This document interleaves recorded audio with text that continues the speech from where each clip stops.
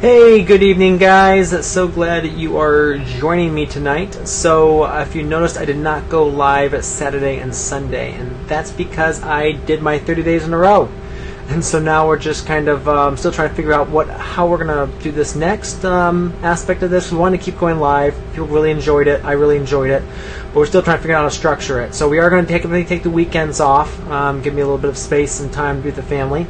But still trying to go live during the week. And we'll see this week. I'm traveling most of this week up to British Columbia, then to Salt Lake City, Utah. So I'll definitely try to do some from the road. It may not be the exact same time, but definitely try to bring maybe some guests on this week too, with who I'm traveling with. But we'll see how that works. So we had 3 questions tonight. Wanted to jump into them. The first one was from Chris. Chris asks, I've been struggling with carrot seed spacing with my Earthway seeder. I've read with interest the post about creating seed tape, and we'll experiment with that later. I would not recommend seed tape unless you're going to do something with like a paper pot, and then direct seed into the paper pot cells, and then wait till they come up, and then plant them out that way. To me, the seed tape just is too much work. Okay, so JM specifies a spacing of 1.25 for carrots, but the Earthway seed plates space the seed at 4.5 inches. I know that a number of people here have been successful with their Earthways and carrot seed. Has anyone also tried making multiple passes to increase the density? Yes, that's been done. Does it work? Yes, as I have seen suggested elsewhere. Does it create nasty clumps of carrots to be thinned out? And making tight rows of carrots, do some of the seeds get pushed aside with multiple passes, affecting the straightness of the rows? Well, great question. Carrots are a toughie, and we did a lot of carrots. We would usually grow between 1/2 and 1 acre of carrots every year on our farm. So how we were doing is we were doing it the Earthway, and really liked the Earthway for seeding. And we would actually try to get as thick a stand as possible, but we were seeding 14 inches apart too. So kind of, let's see if I can sketch this a bit. So some people are putting their rows super close together like this, maybe 7, 8 rows on a bed, but they're putting them rather farther apart in the row. So they're putting farther apart. But when we were doing it, we were doing 4 rows per bed. So we were on 72-inch centers with our tractor, and we've definitely done 30-inch beds before as well. So we recommend you can do it all different ways. And then we were doing super tight along there. So we were kind of more doing a band of carrots through there. And a lot of the commercial guys are actually seeding double rows right next to each other with larger spaces in between for cultivation. So if you're going to try to cultivate with finger weeders, or you're trying to cultivate with like a basket weeder, you definitely need enough space for that basket to get through there. So there are different ways to seed it. So we were seeding with the Earthway, usually 1 pass. We did do some jang as well to get a little bit thicker in some places, depending on the type of seed, the size of the seed, the germ of the seed, that sort of thing. But to get high germ, you're going to want to either use row cover over the rows just to kind of keep the moisture in. So with carrot seed, they're so close to the surface and they're so small, you want to be irrigating every single day, or sometimes even multiple times a day, to keep the surface of that soil wet. And that will double or triple your germination. You'll be amazed that when you figure out, when you keep that moist, that the germ will just skyrocket, because you've been losing 1/2 or 3/4 of your seeds because of the it drying out. So, and then for spacing too, so we're looking at 30 seeds a foot at least, sometimes 40 seeds a foot with a smaller seed with the Earthway. That's what we're getting with the Earthway. And we'd have a wide band of carrots, 2 or 3 carrots wide in some places, and they would grow just fine. It's all about, again, really good soil, having that soil where it needs to be, and planting them at the right time. So early spring plantings and later fall plantings would actually be the best times. Midsummer, you're struggling a little bit with the heat, but it can still be done. So that's just kind of what I'm thinking there. I think a lot of this really comes down to too is, what does success look like? So when you get out into some farms and see some really good carrot operations, and I've definitely seen some massive operations in Quebec. I've seen some rather large CSAs that do 2 or 3 acres of carrots. So when you see that and how success looks like on those farms, then you're like, oh, I've been screwing it up all these years, and that was my story too. A couple of years we had horrible luck with carrots until we actually saw how people did it and how the commercial scale was done. So, all right, let me jump to another question here. And the next question is from Vivek in India. So, need some serious help. Whenever making farm beds, a group of street dogs from the nearby village come inside my farm and they destroy the beds by digging and jumping them. Well, they're just having a good time, but you obviously can't have them doing that. Scared to use plastic mulch in the beds. It looks like another amusement place, and while jumping they would tear the mulching material. Absolutely, that's happened for us too. So, how can I shoo them away? Alright, so let's talk about abatement strategies from the least amount of intrusion to the greatest amount. So least amount of intrusion would be row cover. So we have done row cover over the beds, and sometimes you get the soil to firm back up. Some of these dogs and stuff will leave it alone, because then it doesn't feel like a fun loose soil to mess around and jump in. So row cover for the first couple weeks, get the crop up and get the crop canopy on the beds, and sometimes that helps. We've also used bird netting just spread over the field, and it can be rather cheap. Some of the bird netting you can buy can be actually quite cheap.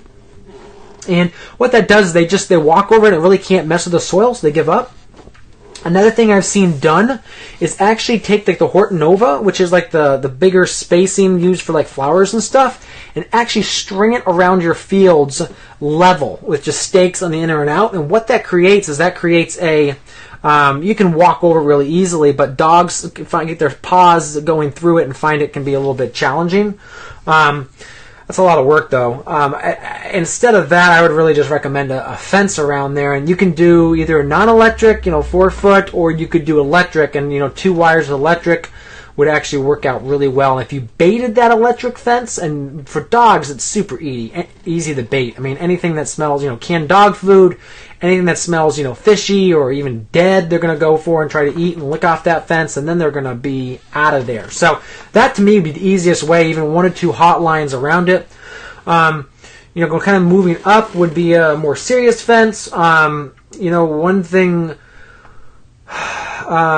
we had a goat that would never stay in. So we actually had and of course some people are going to hit me for animal cruelty here, but we had a BB gun, which we would pump with just a few pumps of air, and so it really wouldn't break the skin or anything, but it would kind of hit them and kind of give them a little bit of a ouch. So that's one thing we did, and that may be something you might want to use for this if you're out there and you can see them, but you just can't get to them. Obviously trying to kill them or cause them harm, but sometimes a BB placed just gives them enough of a shock or enough of a hit to cause them to go ouch and keep moving along. So I know Peter's going to get all over me for that, but hey, it works. Sometimes you have to go to little extreme measures. Notice I did not represent, shooting them with a .22 and killing them. I'll leave that to your discretion.